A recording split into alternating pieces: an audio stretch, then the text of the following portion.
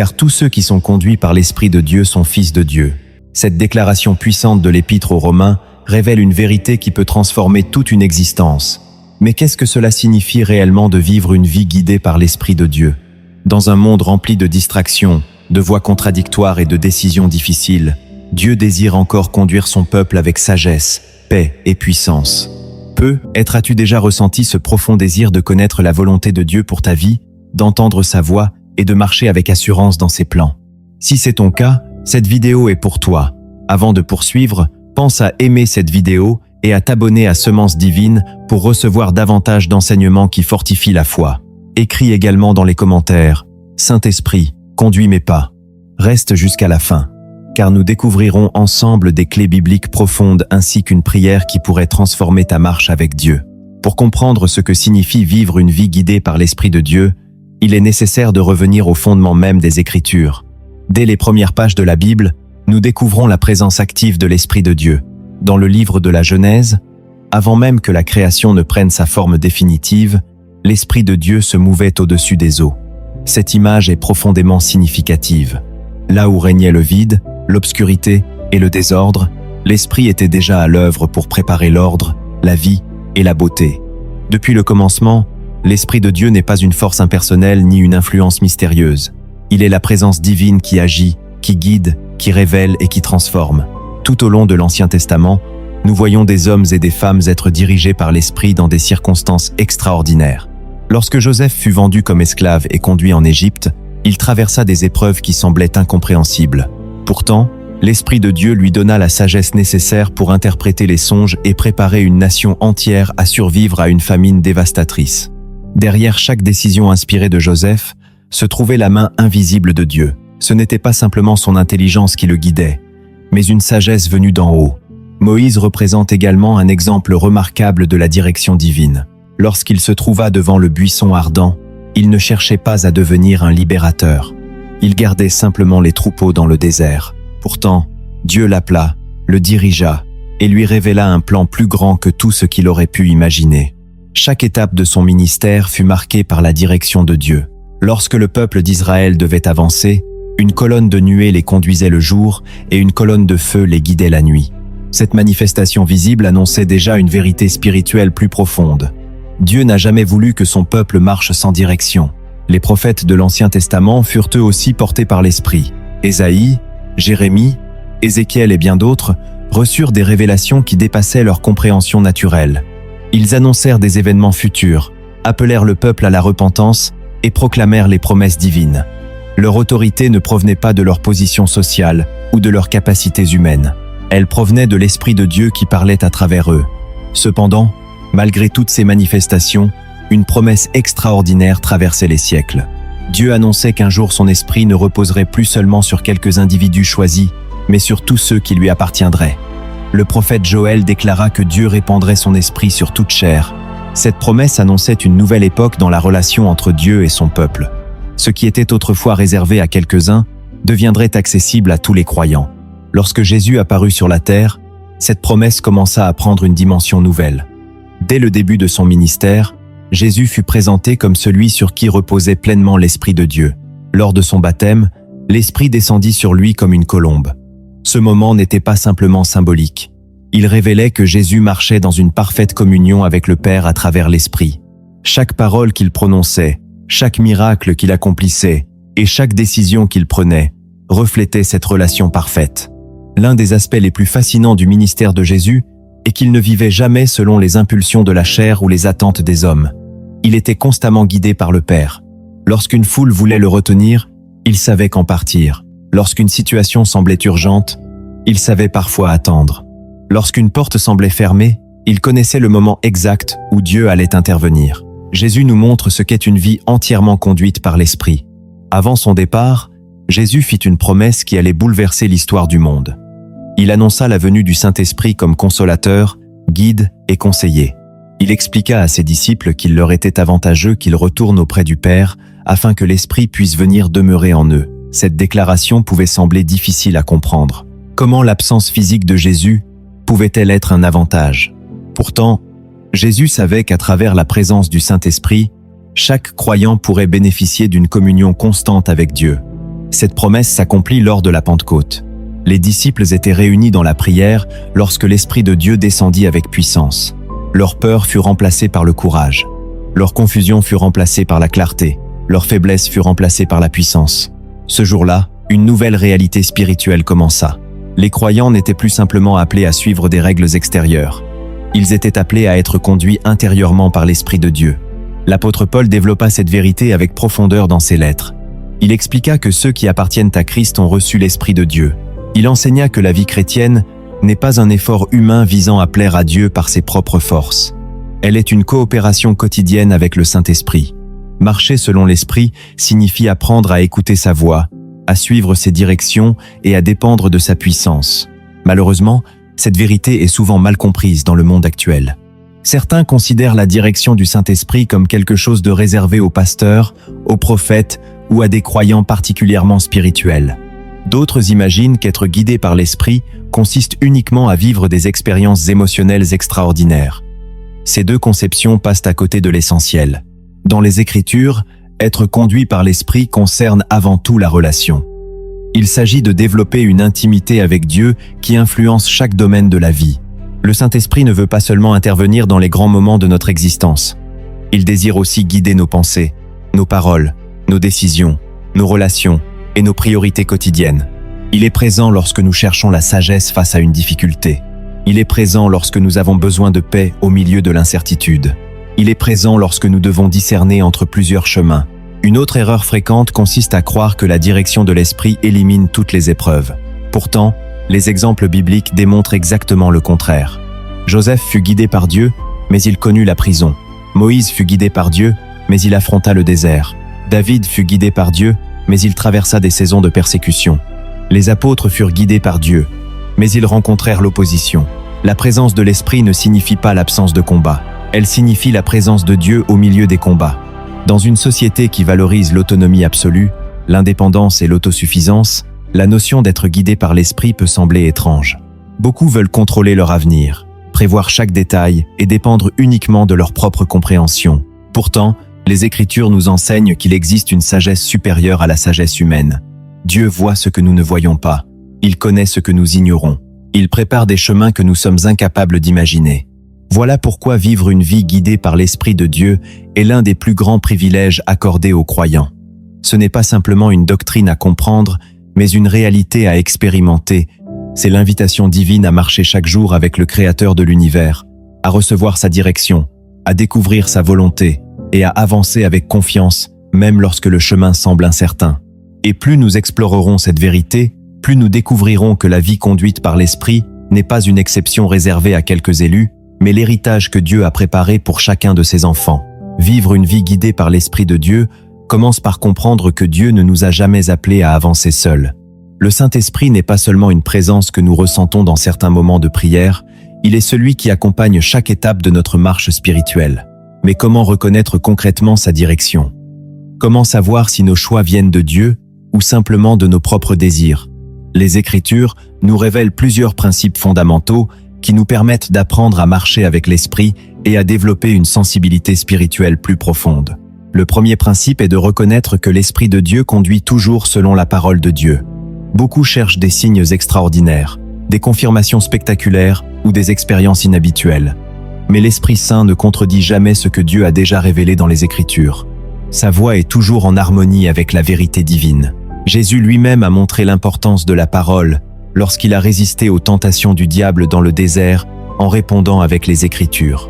Une personne guidée par l'Esprit ne cherche pas seulement à entendre une voix intérieure, elle cherche d'abord à connaître le cœur de Dieu à travers sa parole.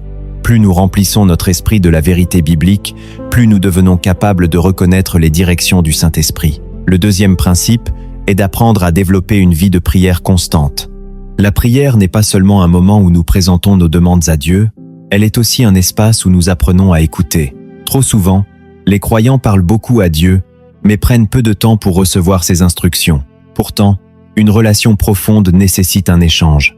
Comme un enfant apprend à reconnaître la voix de son Père parmi plusieurs voix, le croyant apprend à discerner la voix du Saint-Esprit lorsqu'il demeure dans la présence de Dieu. La prière transforme notre cœur, afin que nos désirs commencent à s'aligner avec ceux du Seigneur. Le troisième principe est d'accepter de renoncer à notre propre contrôle. L'un des plus grands obstacles à la direction de l'esprit est notre volonté de tout maîtriser. Nous voulons connaître chaque détail avant d'obéir.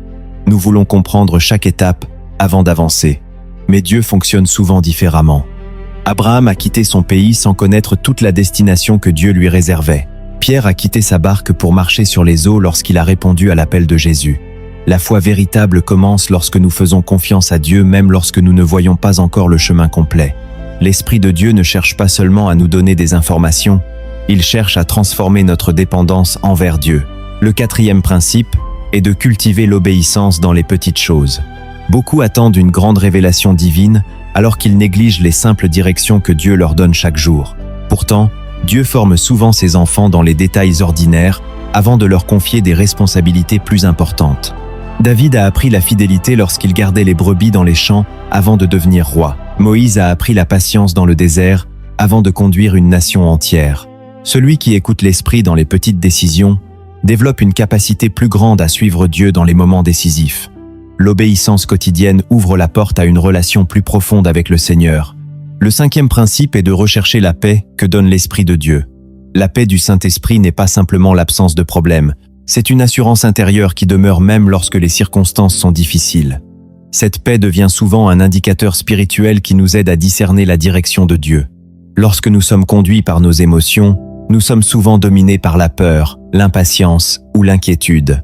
Mais lorsque l'Esprit nous guide, il produit une stabilité intérieure qui nous rappelle que Dieu reste maître de la situation. Cela ne signifie pas que chaque décision sera facile, mais cela signifie que Dieu accompagne ceux qui avancent avec lui. Le sixième principe est d'apprendre à écouter les avertissements du Saint-Esprit. Dans notre monde rempli de distractions, il est facile d'ignorer les petites alertes intérieures que Dieu place dans notre cœur. Parfois, l'Esprit nous pousse à attendre, à abandonner une mauvaise habitude, à éviter une relation dangereuse ou à changer une attitude qui nous éloigne de Dieu. Cette conviction n'est pas une condamnation, mais une invitation à revenir sur le bon chemin. Comme un berger protège ses brebis des dangers invisibles, le Saint-Esprit nous protège en nous avertissant lorsque nous nous approchons de chemins qui pourraient nous blesser spirituellement. Le septième principe est de marcher dans l'amour, car l'Esprit de Dieu produit toujours le caractère de Christ en nous. Une personne peut connaître beaucoup de choses sur la spiritualité, mais si son cœur reste rempli de colère, d'orgueil ou d'indifférence, elle ne reflète pas pleinement l'œuvre de l'Esprit. L'apôtre Paul explique que le fruit de l'Esprit comprend l'amour, la joie, la paix, la patience, la bonté, la bienveillance, la fidélité, la douceur et la maîtrise de soi. Être guidé par l'Esprit ne signifie pas seulement recevoir une direction pour nos projets, cela signifie devenir une personne transformée à l'image de Jésus. Le huitième principe est de rester humble devant Dieu. L'orgueil empêche souvent les croyants d'entendre clairement la voix du Seigneur parce qu'ils pensent déjà tout savoir. Mais un cœur humble reste enseignable. Il accepte la correction, il cherche le conseil, il reconnaît ses limites et il dépend de Dieu. Jésus, bien qu'étant le Fils de Dieu, a vécu dans une parfaite soumission au Père. Il a déclaré qu'il ne faisait rien de lui-même, mais seulement ce qu'il voyait faire au Père. Cette attitude d'humilité est une clé essentielle pour marcher avec l'Esprit. Le neuvième principe est de discerner avec sagesse. Être guidé par l'Esprit ne signifie pas agir de manière impulsive en pensant que chaque émotion vient de Dieu. Le Seigneur nous donne aussi l'intelligence et la sagesse pour examiner les situations. Il nous appelle à prier, réfléchir, chercher conseil et comparer nos décisions avec sa vérité. La sagesse spirituelle nous aide à distinguer la voix de Dieu parmi les nombreuses voix qui cherchent à influencer notre vie. Une personne mature dans l'esprit n'est pas simplement quelqu'un qui ressent beaucoup, mais quelqu'un qui discerne profondément. Le dixième principe est de croire que Dieu désire réellement nous conduire. Beaucoup de croyants vivent comme si Dieu était loin, silencieux ou indifférent à leurs décisions quotidiennes. Pourtant, Jésus a promis que le Saint-Esprit nous guiderait dans toute la vérité. Dieu n'est pas seulement intéressé par les grands événements de notre existence, il se soucie aussi de nos choix quotidiens, de nos combats intérieurs et de notre croissance spirituelle. Il veut nous conduire dans nos familles, dans notre travail, dans nos relations et dans notre destinée. Peut-être aujourd'hui te demandes-tu encore si Dieu peut réellement te parler et te guider. La réponse est oui. Le même esprit qui conduisait les prophètes, qui fortifiait les apôtres et qui transformait les disciples de Jésus, agit encore dans la vie de ceux qui s'approchent de Dieu avec un cœur sincère. Alors, prends un moment pour réfléchir. Quelle place donnes-tu réellement au Saint-Esprit dans tes décisions? Cherches-tu sa direction avant d'agir ou seulement après avoir rencontré des difficultés. Si ce message parle à ton cœur, n'oublie pas de soutenir cette chaîne en aimant cette vidéo et en t'abonnant à Sémence Divine, car chaque partage peut permettre à une autre personne de découvrir la vérité de Dieu. La vie guidée par l'Esprit n'est pas une vie sans défis, mais c'est une vie où chaque défi devient une occasion de voir Dieu agir. Lorsque nous apprenons à marcher avec l'Esprit, nous découvrons que Dieu ne nous abandonne jamais, qu'il prépare nos chemins et qu'il nous conduit progressivement vers la personne qu'il nous a destinée à devenir. Lorsque nous approfondissons la réalité d'une vie guidée par l'Esprit de Dieu, nous découvrons des vérités cachées dans les Écritures qui révèlent une dimension plus profonde de notre relation avec le Seigneur. Beaucoup de croyants connaissent l'existence du Saint-Esprit, mais peu comprennent pleinement son rôle dans leur transformation quotidienne. L'Esprit de Dieu n'est pas seulement celui qui nous accompagne dans les moments spirituels. Il est celui qui façonne notre identité, renouvelle notre intelligence et nous conduit vers la destinée que Dieu a préparée pour nous. La première vérité cachée est que l'Esprit de Dieu ne cherche pas seulement à changer nos actions, mais à transformer notre nature intérieure. Beaucoup de personnes essaient d'améliorer leur vie par leurs propres efforts, en modifiant certains comportements ou en suivant des règles religieuses. Pourtant, Dieu ne veut pas seulement une amélioration extérieure, il veut une transformation du cœur.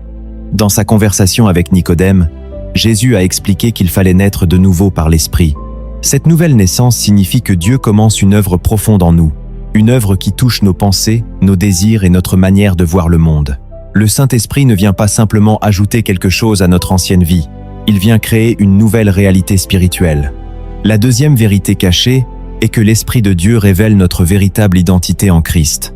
Le monde cherche constamment à définir notre valeur selon nos réussites, nos possessions, notre apparence ou l'opinion des autres.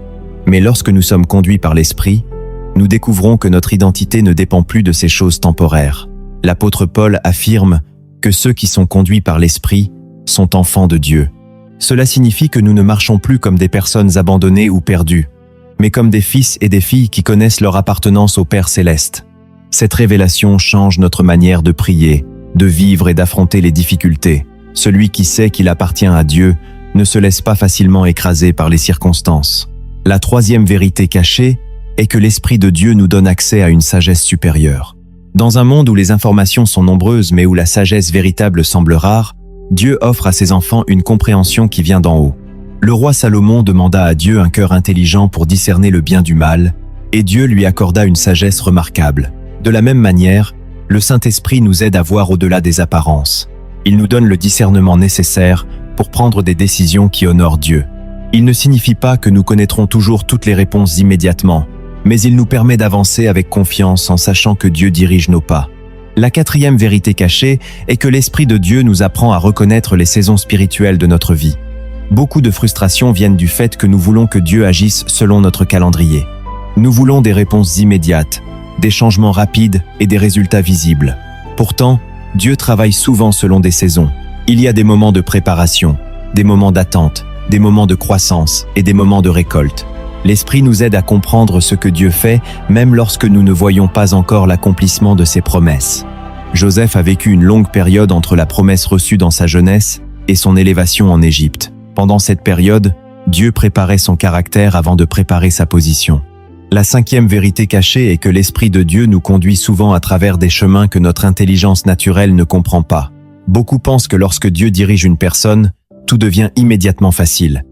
Mais la Bible montre une réalité différente. Les chemins de Dieu peuvent parfois traverser des déserts, des épreuves et des moments d'incertitude. Pourtant, ces passages ne signifient pas une absence de Dieu. Au contraire, ils peuvent être les endroits où l'Esprit produit en nous la maturité, la patience et la dépendance envers le Seigneur. Les disciples ont suivi Jésus, et pourtant ils ont connu la tempête sur la mer. Mais Jésus était avec eux dans la barque. La présence de Dieu ne garantit pas une absence de tempête, elle garantit que nous ne les affrontons jamais seuls. La sixième vérité cachée est que l'Esprit de Dieu nous rend capables d'accomplir ce que Dieu nous appelle à faire. Beaucoup de croyants regardent leurs limites et pensent qu'ils ne peuvent pas être utilisés par Dieu. Ils se concentrent sur leurs faiblesses, leurs erreurs passées ou leur manque de compétences.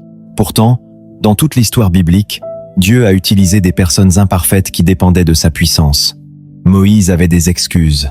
Jérémie se sentait trop jeune. Pierre avait échoué publiquement. Mais l'Esprit de Dieu les a équipés pour accomplir des choses extraordinaires. Lorsque Dieu appelle, Il donne aussi la capacité nécessaire pour répondre à cet appel. La puissance du croyant ne vient pas uniquement de ses ressources personnelles, mais de sa connexion avec le Saint-Esprit. La 7e vérité cachée est que l'Esprit de Dieu nous prépare pour une mission qui dépasse notre propre vie. Dieu ne nous conduit pas seulement pour notre confort personnel. Il nous transforme afin que nous devenions une bénédiction pour les autres. Une vie guidée par l'Esprit devient un témoignage vivant de l'amour de Dieu. Nos paroles peuvent encourager, nos actions peuvent révéler la bonté divine, et notre manière de vivre peut conduire d'autres personnes vers Christ. Jésus a promis que ses disciples recevraient une puissance afin d'être ses témoins jusqu'aux extrémités de la terre. Cette puissance n'était pas destinée à créer une réputation personnelle, mais à révéler la gloire de Dieu. Ces vérités nous montrent également plusieurs malentendus qu'il faut corriger. Certains pensent que suivre l'Esprit signifie abandonner toute réflexion et agir uniquement selon ses émotions. Mais Dieu ne nous demande jamais de mettre notre intelligence de côté. Le Saint-Esprit renouvelle notre intelligence et nous conduit avec sagesse.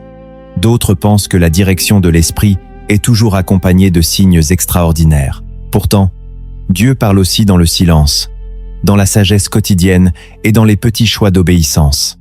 Une autre idée fausse est que seuls certains croyants très spirituels peuvent être guidés par l'Esprit. Mais la promesse de Dieu est destinée à tous ceux qui appartiennent à Christ. Chaque croyant peut apprendre à reconnaître la voix du Seigneur et à marcher dans ses voies. Vivre selon l'Esprit demande une relation constante avec Dieu. C'est un chemin de croissance, pas un événement unique. Il y aura des moments où nous comprendrons clairement la direction divine et d'autres moments où nous avancerons simplement par la foi. Mais dans chaque saison, Dieu reste fidèle. Il forme notre caractère, il fortifie notre cœur et il nous apprend à lui faire confiance. La plus grande bénédiction d'une vie guidée par l'Esprit n'est pas seulement de recevoir des réponses, mais de connaître plus profondément celui qui dirige nos pas. Car au-delà des directions que nous cherchons, Dieu désire une relation d'intimité avec nous. Il veut que nous apprenions à marcher avec lui comme un enfant marche avec son Père, avec confiance, dépendance et amour. Lorsque le Saint-Esprit prend la première place dans notre vie, nos priorités changent, notre vision s'élargit et notre cœur commence à battre au rythme du cœur de Dieu. Nous découvrons alors que la véritable liberté ne consiste pas à faire tout ce que nous voulons, mais à être conduits par celui qui connaît parfaitement le chemin que nous devons suivre. Comprendre que l'Esprit de Dieu désire nous conduire est une chose, mais apprendre à vivre quotidiennement sous sa direction en est une autre. Une vie guidée par l'Esprit ne se construit pas seulement dans les moments puissants de prière ou lors des grandes expériences spirituelles. Elle se développe dans les choix simples de chaque journée, dans la manière dont nous répondons aux difficultés, dans notre façon d'aimer les autres et dans notre capacité à chercher Dieu avant de prendre des décisions. Le Saint-Esprit veut transformer notre quotidien en un espace où Dieu est présent, où chaque pensée, chaque parole et chaque action peuvent être influencées par sa sagesse.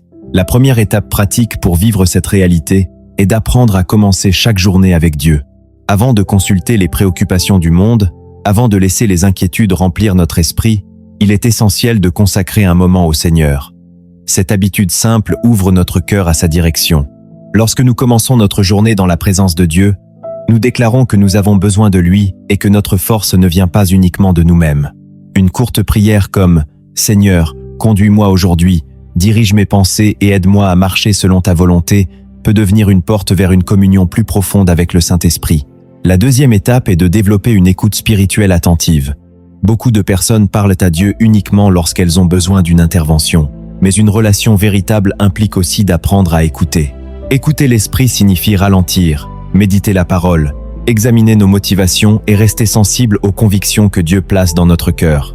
Dans un monde rempli de bruit, l'une des plus grandes disciplines spirituelles est de créer des espaces de silence où nous pouvons reconnaître la voix du Seigneur. Dieu ne crie pas toujours dans le spectaculaire. Il parle souvent avec douceur, comme il l'a fait avec le prophète Élie lorsqu'il a découvert la présence de Dieu dans un murmure doux et léger. La troisième étape consiste à abandonner volontairement ce qui empêche l'Esprit de diriger notre vie. Parfois, nous demandons à Dieu de nous conduire tout en gardant certaines zones sous notre propre contrôle. Nous voulons son aide, mais nous refusons de lui remettre certaines habitudes, certains projets ou certaines blessures. Pourtant, l'Esprit agit pleinement dans un cœur qui s'abandonne. Cela ne signifie pas devenir parfait du jour au lendemain, mais accepter de laisser Dieu travailler en nous. Chaque fois que nous abandonnons une attitude qui nous éloigne de lui, nous créons davantage d'espace pour son œuvre. La quatrième étape est de nourrir notre esprit avec la parole de Dieu. Une personne qui souhaite être guidée par l'esprit doit connaître la voix de celui qui la guide. La Bible est la fondation qui nous protège contre les erreurs et les illusions. Plus nous méditons les Écritures, plus nous comprenons le caractère de Dieu. La parole devient comme une lampe qui éclaire notre chemin dans les moments d'incertitude. Lorsque des choix difficiles se présentent, nous ne sommes plus dirigés uniquement par nos émotions, mais par une vérité qui demeure. La cinquième étape est d'apprendre à obéir rapidement lorsque Dieu nous montre une direction. Beaucoup de personnes perdent des opportunités spirituelles parce qu'elles attendent trop longtemps avant d'agir. L'obéissance différée peut parfois devenir une désobéissance. Lorsque Dieu met une conviction dans notre cœur, nous devons répondre avec foi. Noé a construit l'arche avant même de voir la pluie. Abraham est parti sans connaître toute la destination. Marie a accepté le plan de Dieu malgré les questions et les incertitudes. La foi véritable se manifeste lorsque nous faisons confiance à Dieu avant de voir le résultat.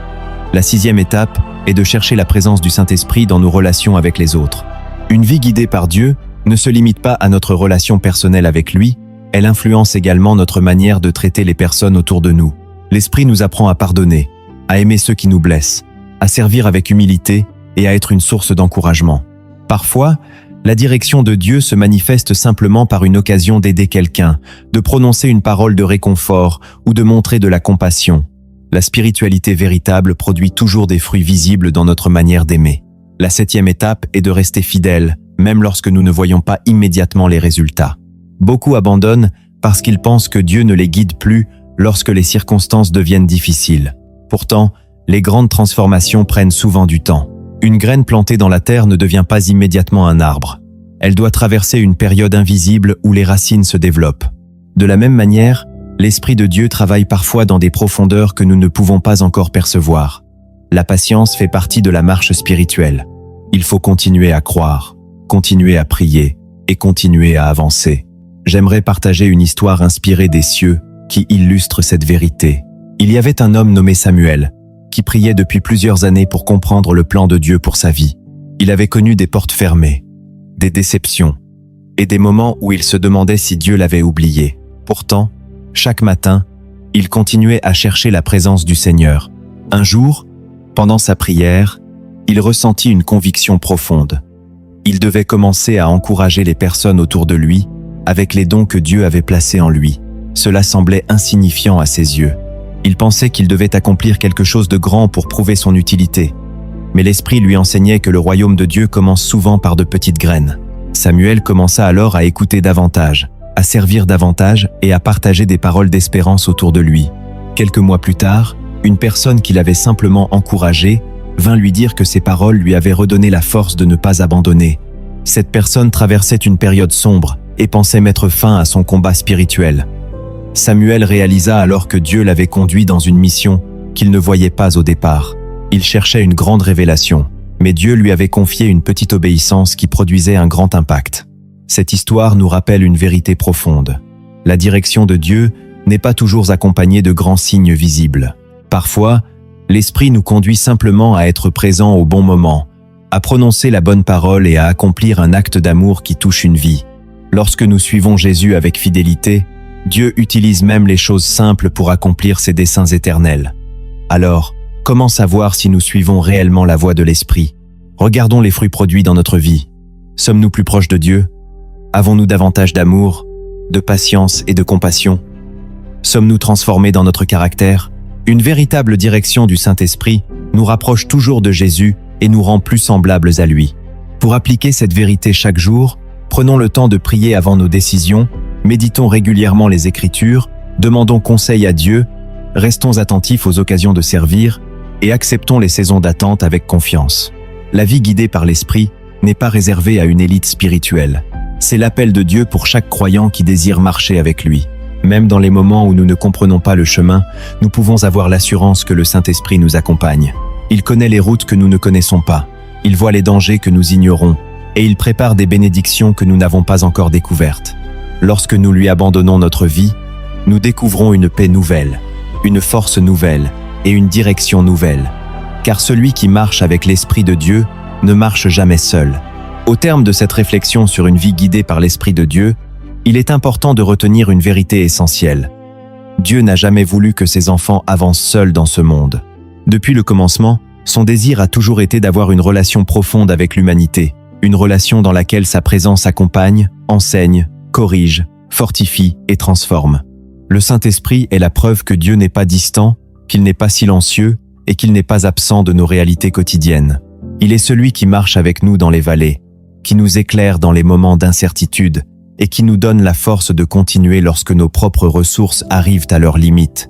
Vivre une vie guidée par l'Esprit de Dieu, ce n'est donc pas simplement suivre une pratique religieuse ou rechercher des expériences spirituelles extraordinaires, c'est choisir chaque jour de placer Dieu au centre de nos décisions, de nos pensées et de nos ambitions.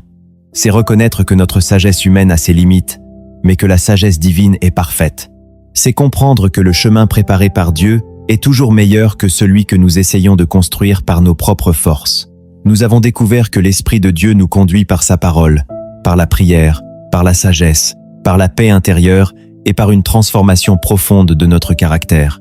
Nous avons vu que cette direction ne signifie pas une vie sans épreuves, mais une vie où nous ne traversons jamais les épreuves seuls. Joseph avait l'Esprit de Dieu avec lui dans le palais comme dans la prison. Moïse avait la présence de Dieu avec lui dans le désert comme devant la mer Rouge. David avait la main de Dieu sur lui dans les moments de victoire comme dans les périodes de persécution.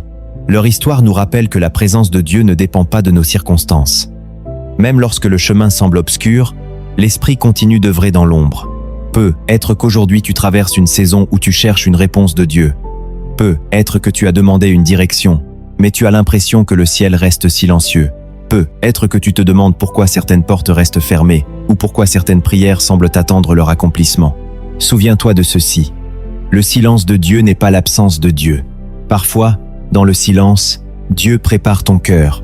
Parfois, dans l'attente, il développe ta foi. Parfois, dans les détours, il te protège d'un chemin qui n'était pas destiné à toi. L'Esprit de Dieu connaît ce que tes yeux ne voient pas et comprend ce que ton intelligence ne peut pas encore saisir. La question que chacun doit se poser est la suivante. Suis-je réellement prêt à être conduit par Dieu ou est-ce que je cherche seulement qu'il confirme mes propres plans? Car être guidé par l'Esprit demande une attitude d'abandon. Cela signifie accepter que Dieu puisse changer nos directions, fermer certaines portes et nous conduire vers des endroits inattendus. Mais chaque fois que Dieu nous conduit, c'est avec un amour parfait. Il ne retire jamais quelque chose sans avoir une raison éternelle. Il ne ferme jamais une porte sans connaître ce qui se trouve derrière une meilleure opportunité. Il ne nous demande jamais d'abandonner quelque chose sans préparer quelque chose de plus profond. Une vie guidée par l'Esprit est une vie qui apprend à faire confiance. Elle ne dépend plus uniquement de ce que nous voyons, mais de celui qui tient notre avenir entre ses mains. Comme un enfant tient la main de son père lorsqu'il traverse un endroit inconnu, nous pouvons avancer avec assurance parce que notre Père céleste connaît le chemin. Il voit les dangers cachés, il connaît les saisons à venir et il prépare nos pas selon son plan parfait. Mais pour marcher avec l'Esprit, nous devons aussi apprendre à nourrir notre relation avec Dieu. Une relation profonde ne se construit pas uniquement dans les moments d'urgence. Elle se développe dans la fidélité quotidienne. Prenons le temps de prier. Prenons le temps de méditer la parole. Prenons le temps d'écouter. Prenons le temps de laisser Dieu travailler dans nos cœurs. Plus nous nous approchons de lui, plus nous devenons sensibles à sa voix. Le monde nous pousse constamment à courir, à produire et à contrôler. Mais l'Esprit nous invite à demeurer, à écouter et à dépendre de Dieu. Il nous rappelle que notre valeur ne vient pas uniquement de ce que nous accomplissons, mais de notre identité en Christ. Il nous enseigne que nous ne sommes pas simplement des serviteurs qui exécutent des tâches, mais des enfants aimés qui marchent avec leur Père. Aujourd'hui, Dieu t'appelle peut être à remettre entre ses mains une situation que tu portes depuis longtemps. Peut être une décision importante, une blessure intérieure, une peur concernant l'avenir ou un rêve que tu n'oses pas lui confier. Le Saint-Esprit t'invite à déposer ce poids devant lui. Il ne promet pas toujours de révéler tout le chemin en une seule fois, mais il promet de marcher avec toi étape après étape. La foi n'est pas toujours avoir toutes les réponses. La foi, c'est avancer parce que nous connaissons celui qui guide nos pas. Alors, laisse cette vérité pénétrer profondément dans ton cœur. Tu n'as pas été créé pour être dirigé uniquement par tes émotions, par les opinions des autres ou par les pressions de ce monde. Tu as été créé pour être conduit par l'Esprit du Dieu vivant. Il veut renouveler tes pensées, fortifier ton âme et t'amener à vivre une vie qui reflète la présence de Christ. Il veut transformer tes faiblesses en témoignages, tes blessures en source de compassion et tes épreuves en occasion de révéler sa fidélité. Si tu désires réellement marcher avec le Saint-Esprit, commence par une simple prière d'abandon. Dis au Seigneur, « Père, je reconnais que j'ai besoin de toi. Je ne veux plus avancer selon ma propre sagesse. Conduis mes pensées, dirige mes choix et apprends-moi à suivre ta voie. Que ton esprit transforme mon cœur et fasse de ma vie un témoignage de ton amour. » Cette prière sincère peut devenir le commencement d'une nouvelle saison spirituelle, car Dieu répond toujours à un cœur qui le cherche avec sincérité. Avant de terminer, je t'encourage à garder cette parole dans ton cœur. Une vie dirigée par l'Esprit est une vie dirigée vers la destinée que Dieu a préparée.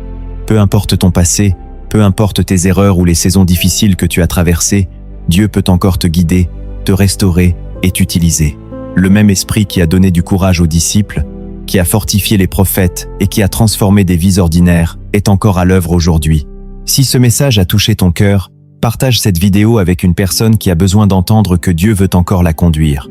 Écris dans les commentaires la phrase « Saint-Esprit, conduis ma vie » comme une déclaration de foi et d'abandon. Et si tu souhaites continuer à grandir dans la sagesse biblique, abonne-toi à Semences Divines pour recevoir d'autres enseignements qui fortifient ton âme. Que la paix de Dieu remplisse ton cœur, que sa sagesse éclaire ton chemin et que son esprit te conduise chaque jour vers une vie plus proche de lui. Amen.